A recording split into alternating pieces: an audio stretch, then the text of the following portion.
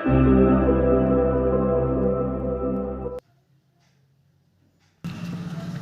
जोहार, वेलकम दोस्तों, नमस्कार है आप सभी का। देखिए, नहाया भी नहीं हूँ यार, और सोचा कि चलो एक वीडियो बना ही लेता हूँ, उसके बाद ही काम धाम करूँगा। ठीक है, तो चलिए, सबसे पहले पढ़ाई करने के बाद आपका ही काम पे लग गया हूँ। तो इस वीडियो में, आज की इस वीडियो में हम लोग बात करने वाले हैं, जितने भी लोग सेमेस्टर 2 का एग्जाम देने रहे हैं, क्योंकि एग्जाम सामने आ चुका है। तो सेमेस्टर 2 में जितने भी लोग हिस्ट्री ऑनर्स रखे हैं, उनका कोर पेपर 3 किस टाइप से आएंगे क्वेश्चन, देखते हैं इंपॉर्टेंट क्वेश्चन सभी। ठीक है, तो जहां तक मेरा अनुमान है, इससे बाहर एक भी क्वेश्चन नहीं जाएगा। ठीक है, अब मैं फुल गारंटी के साथ तो नहीं कर सकता, लेकिन जहां तक मेरा अनुमान है अभी तक का। ठीक है, तो आइए देखते हैं। हिस्ट्री सेमेस्टर 2 कोर पेपर 3, इसमें आपको पढ़ना होगा एंशियंट इंडियन हिस्ट्री, यानी कि प्राचीन भारत का इतिहास। ये देखिए, ये आपका है पूरा का पूरा यहाँ पे सिलेबस। अब आइए, जितने भी इंपॉर्टेंट क्वेश्चन है सब कंप्लीट कर लेंगे एक ही वीडियो में। एंड इसका पीडीएफ का लिंक भी मैं वीडियो के डिस्क्रिप्शन में दे दूंगा, वहां से डाउनलोड कर लीजिएगा। पहले क्वेश्चन आंसर कर लेते हैं। ठीक है, तो देखते हैं। पहला क्वेश्चन है कि भारत पर यूनानी आक्रमण पर एक निबंध लिखें। कि यूनानी आक्रमण भारत में कैसे हुआ, क्यों हुआ, किन कारणों से हुआ, किस रास्ते से हुआ। ठीक है, पूरा विस्तार से बताया गया है। सिकंदर की विजय, सिकंदर ने कब आक्रमण किया, कहाँ से वह भाग के चला गया, सिकंदर की सेना कहाँ पे आकर के हैरान हो गई थी, चंद्रगुप्त, चाणक्य, सबका विवरण पेश कर देना है। और सब कुछ बताया गया है, आप इजीली पढ़ेंगे तो सारा कुछ समझ में आ जाएगा। और मैं तरीका भी बता देता हूँ, पहले एक बार लिख लीजिएगा, पहले एक बार पढ़ लीजिए, उसके बाद उसको जितने भी नोट दिए रहे हैं इसको लिख लीजिए। ठीक है, पढ़ लीजिए, उसके बाद लिख लीजिए, उसके बाद फिर से एक बार पढ़ लीजिए, और जब सुबह उठेंगे दूसरे दिन तब एक बार पढ़ लीजिए। सच बता रहा हूँ दोस्त, यहाँ पे नहीं घुस गया तब बताइएगा। मैं ऐसा ही पढ़ा करता था और मेरे बहुत अच्छे मार्क्स आए हैं। जब भी मैं एकेडमिक की बात करता हूँ, भले मैं अभी तक सरकारी नौकरी नहीं ले पाया हूँ, अलग की बात है, लेकिन जब भी तक, जहाँ तक मैंने पढ़ा है, टॉप टॉप टॉप किया है यार। तो इसलिए आपको बताया हूँ सरकारी नौकरी में आके फेल हो गया हूँ। ठीक है, ये भी बात है एक। आइए देखते हैं क्वेश्चन नंबर 2। यहाँ पे है कि भारत पर बैक्ट्रियन ग्रीक के आक्रमण के बारे में आप क्या जानते हैं? भारतीय सभ्यता पर उसके प्रभावों की विवेचना करें। इंग्लिश में है कि what do you know about the invasion of Bactrian Greek over Indian, discuss their influence on Indian civilisation. तो बताना है कि ये बैक्टीरिया लोग भारत पर ग्रीक के आक्रमण के बारे में क्या जानते हैं, उस चीज को बताना है, जानकारी को जो कि उनके पास है। ठीक है, तो ये चीज बताना है। उसके बाद कि ये जो आक्रमण करते थे तो भारतीय सभ्यता पर इसके क्या क्या प्रभाव पड़ते थे, इफेक्ट क्या क्या होते थे। तो देखिए, सारा कुछ दिया गया है यहाँ पे। भारतीय सभ्यता पर प्रभाव, यूनानियों का क्या पड़ा। तो जब आप पढ़ेंगे ना, तो अंदर से फीलिंग आना चाहिए कि हाँ भाई, मैं कुछ सीखने के लिए भी पढ़ रहा हूँ, केवल एग्जाम पास करने के लिए नहीं पढ़ रहा हूँ। ठीक है, तब भी आप इसको अच्छे से दिमाग में घुसा पाएंगे, माइंड में लोड कर पाएंगे। अगला है कि संगम काल में साहित्य के विकास पर प्रकाश डालें। Throw light on the development of literature during Sangam age या संगम पीरियड, जो भी बोलना चाहें बोल सकते हैं। देखिए, सिंपली मैं समझा दूं कि संगम काल कहते किसे हैं। तो तमिल भाषा में जितने भी साहित्य लिखे गए हैं, उन सभी को संगम को, या उन सभी के मिलन को संगम साहित्य कहा जाता है। सिंपली तमिल भाषा के साहित्य को संगम साहित्य कहा जाता है। तो बताना है कि प्रथम संगम कब हुआ, फिर द्वितीय संगम कब हुआ। संगम होता है मिलन, नहीं कहते हैं कि संगम हो गया दो नदियों का, तो जहाँ पे दो नदियाँ अगर मिलती हैं तो वो हो गया संगम। उसी प्रकार जहाँ पे दो साहित्य आकर आपस में मिल जाते हैं तमिल के, तो उसको संगम कहा जाता है। ठीक है, कवियों का संगम होता है। तो वो सब चार चीज़ें बताना है कि पहला संगम कब हुआ, दूसरा संगम कब हुआ, तीसरा संगम कब हुआ, और इनके बीच क्या क्या बातें को रखा गया, कौन कौन सी नॉवेल, कविता, साहित्य को पेश किया गया, उन सब चीज़ों को लिखना है। आगे देखिए, क्वेश्चन है कि संगम युग के समाज एवं संस्कृति पर प्रकाश डालें। कि संगम युग जब चल रहा था, संगम काल, उस समय जो लोग थे वे किस टाइप के वेशभूषा में रहते थे। जैसे कि मैं अभी गंजी पहना हूँ, अब ये मत तो बोल दीजिएगा यार कि आप तो फटीचर जैसा दिखते हैं। नहीं दोस्त, पहनावा ओढ़ावा से आदमी की पहचान होती है, लेकिन सब कुछ नहीं होता है। ठीक है, तो किस तरह के कपड़े पहना करते थे, किस तरह के खाना खाया करते थे, बोलचाल क्या थी, उनकी संस्कृति क्या थी। ठीक है, इन सब चीज़ों को लिखना है, अपने ही शब्दों में पढ़ लीजिए, यहाँ से नॉलेज लीजिए, लेकिन अपने शब्दों में इसको रिपीट करके लिखिए। ठीक है, एंड मार्क्स डेफिनेटली आपके अगर आप लिखेंगे तो 75%, 70%, 60% तो एटलीस्ट कम से कम रहेगा ही, +3 में रहेगा। ठीक है, तो फर्स्ट डिवीजन की गारंटी आपको हो जाएगी यहाँ से, अगर आप इतना पढ़ लेते हैं तो। और बिना मेहनत का तो कुछ नहीं मिलता दोस्तों इस दुनिया में, एक चीज़ जान लीजिए। क्वेश्चन है यहाँ पे, 2 क्वेश्चन है, दोनों एक ही का आंसर, दोनों का आंसर एक ही होगा। पहला है कि गुप्त काल में कला, स्थापत्य कला, चित्रकला और साहित्य के विकास का वर्णन करें, ठीक है। और दूसरा क्वेश्चन है, उसी क्वेश्चन को रिपीट किया गया है, दूसरे शब्दों में लिखा गया है कि गुप्त काल की सांस्कृतिक उपलब्धियों का वर्णन करें। सांस्कृतिक उपलब्धि मतलब कि वही कला, सत्यापत कला, चित्रकला, साहित्य, इन सभी को सांस्कृतिक उपलब्धि बोलते हैं। तो सांस्कृतिक उपलब्धि बोलिए, चाहे एक एक करके इसका नाम ले लीजिए, दोनों का मतलब एक ही हो गया, ठीक है। इंग्लिश में discuss the development of art, architecture, painting and literature during the गुप्त एज, ठीक है। और इंग्लिश में उसका है कि discuss the cultural achievement of गुप्त पीरियड, ठीक है। तो ये है, इसमें बताना है कि गुप्त काल के प्रथम शासक कौन है, प्रथम राजा कौन हुआ, महान राजा कौन हुआ। उसके बाद इसमें बताना है कि उस समय क्यों, मतलब कि किस प्रकार के लोग भाषा बोला करते थे, प्राकृतिक, सांस्कृतिक, संस्कृत बोलते थे, प्राकृत बोलते थे, या तमिल बोलते थे, क्या भाषा बोलते थे, ठीक है। फिर बताना है कि गुप्त काल के लोग कौन कौन सी मूर्तियां बनाए, कौन कौन से युद्ध जीते हैं, सब कुछ बता दीजिए। कहाँ पे कौन सी मूर्ति बनाई, किस धर्म के लोगों को पूजा किया करते थे, ठीक है। इन सब चीज़ों के बारे में बताना है। कहाँ पे कौन सा किला बनवाए और सबसे महान शासक कौन रहा, इन सब के बारे में भी थोड़ा जानकारी कर लीजिए, क्योंकि ऐसे क्वेश्चन आपको देखने को मिलेंगे। आगे देखिए, क्वेश्चन है कि गौतमी पुत्र सातकर्णी उपलब्धियों की विवेचना करें। देखिए बहुत ही इंपॉर्टेंट क्वेश्चन है, बहुत ही इंपॉर्टेंट क्वेश्चन। गौतमी पुत्र सातकर्णी की उपलब्धियों का वर्णन करने। इसमें बताना है कि गौतमी पुत्र जो है, इसकी माता गौतमी, इसकी माता का नाम है, और उसका पुत्र था तो गौतमी पुत्र कहा जाता है। सातकर्णी, इसका पूरा नाम है श्री सातकर्णी। तो जितने भी लोग सातवाहन वंश के लोग थे, वे अपनी माँ, अपने नाम के पहले अपने माता का नाम जोड़ा करते थे, इसलिए गौतमी श्री सातकर्णी को गौतमी पुत्र सातकर्णी कहा जाता है। ये उनकी परंपरा थी। इस तरह से आपको आंसर को डिफाइन करना है, आंसर को बताना है, ठीक है। तो यार कितना छोटा हो गया दोस्त, इसको थोड़ा बड़ा कर लेते हैं। हाँ चलिए, तो ये हो गया गौतमी पुत्र सातकर्णी की उपलब्धियों का बताना है। कौन कौन से युद्ध जीता सातकर्णी ने, फिर उसका नाम के पीछे क्या रहस्य है, इन सब चीज़ों को बताना है। आगे देखिए, क्वेश्चन है कि हर्षवर्धन की विजयों की विवेचना करें। हर्षवर्धन जो कि महान राजा था, कुंभ का मेला नाम सुने हैं, इसी के दिन है, इसी ने सबसे पहले स्टार्ट करवाया था हर्षवर्धन। कुंभ का मेला जैसे कि कहाँ कहाँ पे लगता है, इलाहाबाद में लगता है, उज्जैन में लगता है, और कहाँ कहाँ पे लगता है, भारत में 3 जगहों पे कुंभ का मेला लगता है, ठीक है। 12 वर्ष में एक बार, नहीं बोलते कुंभ के मेले में बिछड़ गया था 2 भाई। तो हर्षवर्धन की विजय, हर्षवर्धन किन किन राजाओं को हराया, कहाँ कहाँ पे विजय पाया, और अपना जो क्या बोलते हैं उसको, सारा जीजा, अपनी बहन के, उसकी बहन के जो पति था उसको मार दिया था, फिर उससे बदला लिया। पूरा इतिहास अभी आपको पढ़ेंगे तो सारा कुछ समझ में आ जाएगा। एक कहानी की तरह लगेगा कि कोई पिक्चर चल रहा है, फिल्म चल रहा है, उस तरह आपको महसूस होगा अगर आप इसको यहाँ से पढ़ेंगे, ठीक है।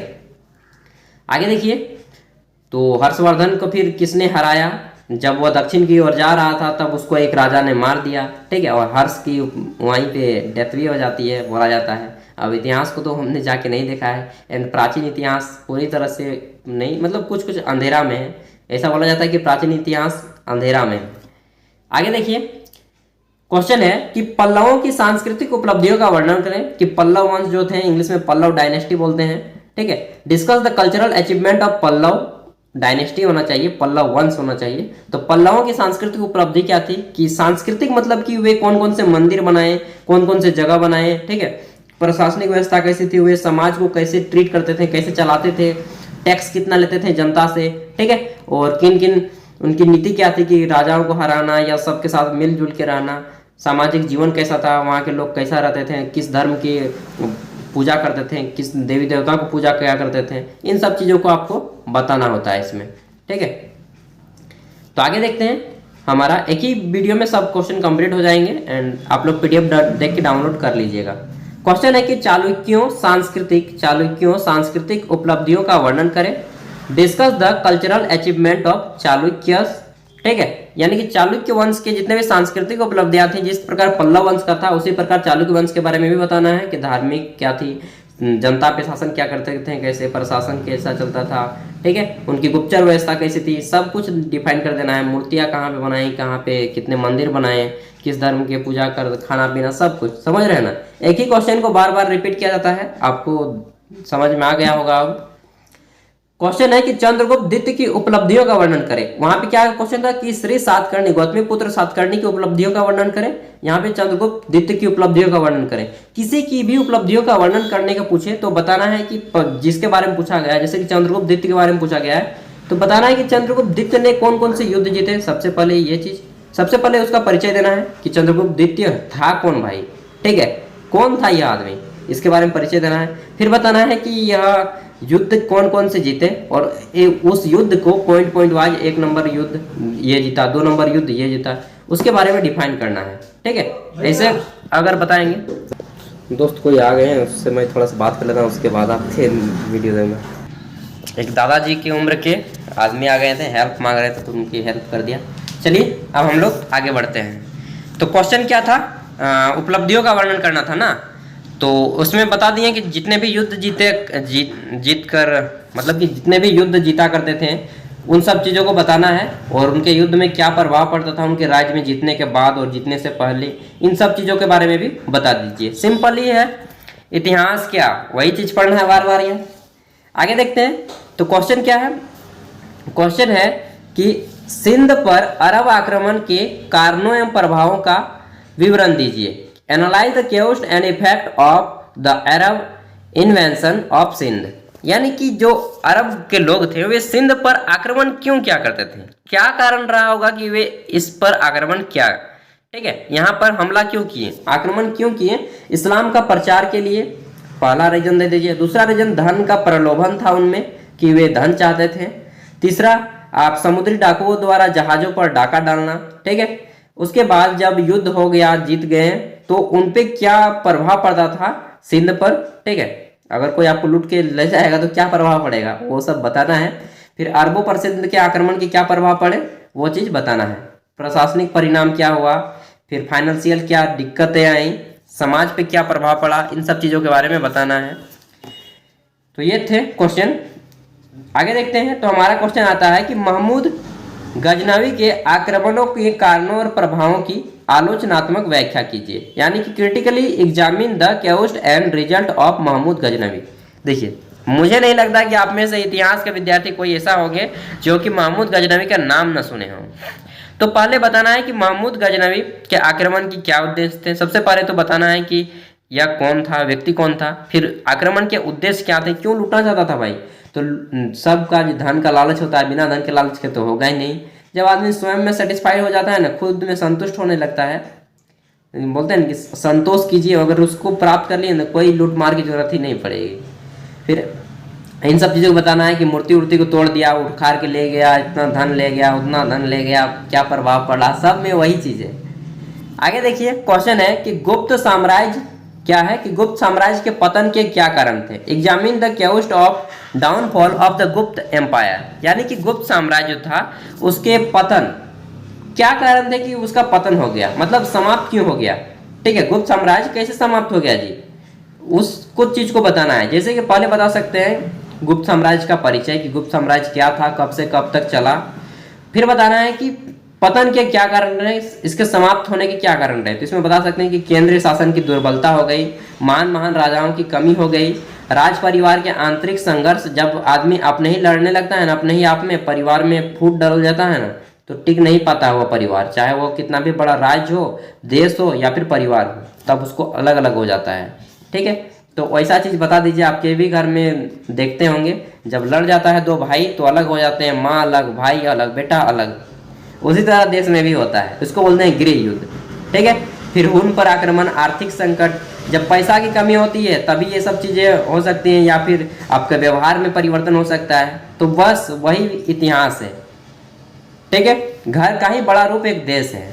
आगे देखिए, तो क्वेश्चन है कि हर्षवर्धन के शासन प्रबंधन की विवेचना करें। Discuss the administration of Harshvardhan.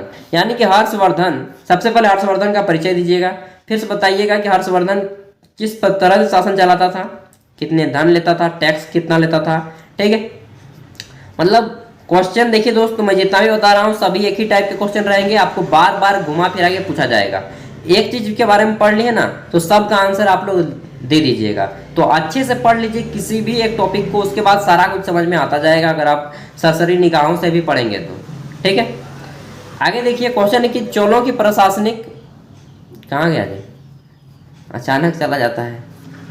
Question है कि चोल जो थे इनके प्रशासनिक व्यवस्था का विवरण दें, कि अब चोल जो साम्राज्य था वे किस प्रकार से शासन पद्धति चलाते थे, यानी कि अपने जो शासन था जितना भी एरिया था उनका, वे किस तरह से वहाँ पे टैक्स कितना लेते थे, धार्मिक शासन पद्धति कैसी थी उनकी, ठीक है, वे किस प्रकार के लोगों पे राज करते थे और उनकी पेशा क्या थी, कृषि, ठीक है, इन सब चीज़ों पे बताना है। तो यही है।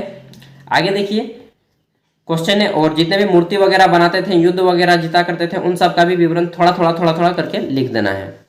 क्वेश्चन है कि पालो, गुर्जर, प्रतिहार तथा राष्ट्रकूटों के मध्य त्रिकोणात्मक संघर्ष पर प्रकाश डालें। Throw light on the triplet struggle among the Palas, क्या है जी, पाल्स, गुजरात, प्रतिहार एंड राष्ट्रकूट। यहाँ पे आपको देखिए कितने वंशज के बारे में पढ़ना है, पाल, गुर्जर, प्रतिहार और राष्ट्रकूट, 4 को वंश दे दिया है, 4 को डायनेस्टी। ठीक है, इनके बारे में बताना है कि इनकी जो त्रिकोणात्मक संघर्ष का था, ये एक दूसरे से कैसे भिड़ंत होता रहता था, जलते रहते थे, ईर्ष्या, लड़ते रहते थे। ठीक है, तो उसको बताना है। सबसे पहले बताना है कि प्रतिहार और पाल का युद्ध इनके बीच कैसे हुआ, फिर बताना है मतलब कि आपस में लड़ते रहते हैं। ठीक है, फिर राष्ट्रकूट, नरेश, प्रतिहार और नरेश वत्सराज पर आक्रमण, फिर है ध्रुव, पाल, नरेश और धर्मपाल पर आक्रमण, अपने ही अपने बीच लड़ना, यही सब इतिहास में हुआ है। और क्या, इतिहास में बहुत सारी चीजें हुई हैं, इनमें से मुख्य केंद्र का जो पढ़ाई का बिंदु बनाया गया है ये 1-2 चीजें हैं। ठीक है, मंदिर वगैरह, रिसर्च वगैरह सब कुछ हुआ है, तभी ना आज इतना दूर तक पहुंचे हैं जी, बिना खोज के थोड़ी पहुंच पाते हैं। आगे देखिए, तो आगे मिलता है हमारा क्वेश्चन क्या है कि प्रतिहार कौन थे, उनकी उपलब्धियों की विवेचना करें। ठीक है, who were the Pratihara, discuss their achievements. Achievements यानी कि कौन कौन सी उपलब्धि थी, क्या क्या बनाए, कौन कौन से युद्ध जीते, बस 2 चीज इंपॉर्टेंट है यार, और वे कौन थे, इनका इतिहास क्या था। ठीक है, ये सारी चीज लिख दीजिए, यहाँ पे सारा कुछ दिया हुआ है, पढ़ लीजिएगा। आगे देखते हैं क्वेश्चन, अंतिम क्वेश्चन है इस पेपर का। तो क्वेश्चन है कि राष्ट्रकूटों की उपलब्धियों का वर्णन करें, describe the achievement of the Rashtrakuta. यहाँ पे सब एक साथ लिख दिया है, अचीवमेंट्स, द अचीवमेंट्स को एक साथ। कोई बात नहीं, आप लोग उतने अनुभवी हो चुके हैं, पकड़ लीजिएगा। ठीक है, राष्ट्रकूटों की उपलब्धि। अब बताना है कि राष्ट्रकूट वंश कौन कौन से युद्ध जीते, कौन कौन से इनका इतिहास क्या था, ठीक है, कौन कौन से मंदिर बनाए, किसको हारा, किसको जीता, यही सब चीजें हैं, और आपका पेपर कंप्लीट हो जाता है। नेक्स्ट वीडियो में हम लोग बात करने वाले हैं इसके क्वेश्चन पेपर के बारे में, कोर पेपर 4 के बारे में। ठीक है, हिस्ट्री कोर पेपर 4, फिर इसका क्वेश्चन पेपर, फिर ऑब्जेक्टिव क्वेश्चन एंड एआईसीसी का पेपर, जनरल इलेक्टिव का पेपर, सभी के अपलोड कर दिए गए हैं वीडियो, एंड करते ही रहेंगे। तो चैनल पे पहली बार आए तो सब्सक्राइब कर लें। अगले वीडियो में हम लोग यही वस्तुनिष्ठ क्वेश्चन को कर लेंगे। ठीक है, तो इस वीडियो में बस इतना ही, फिर मिलते हैं अगले वीडियो के साथ, तब तक के लिए बाय। अगर आपका कोई दोस्त बीए, बीकॉम या बीएससी कर रहा हो तो उन तक भी वीडियो को शेयर कीजिएगा, क्योंकि दोस्त ज्ञान बांटने से बढ़ता है। एंड आई होप कि आप अच्छे से पढ़ाई करें यार, अपनी लाइफ को बर्बाद ना करें। ठीक है, और अगर आप जब ग्रेजुएशन कंप्लीट हो जाइएगा तब बात बोलूँगा, अभी नहीं बोलूँगा। Thank you.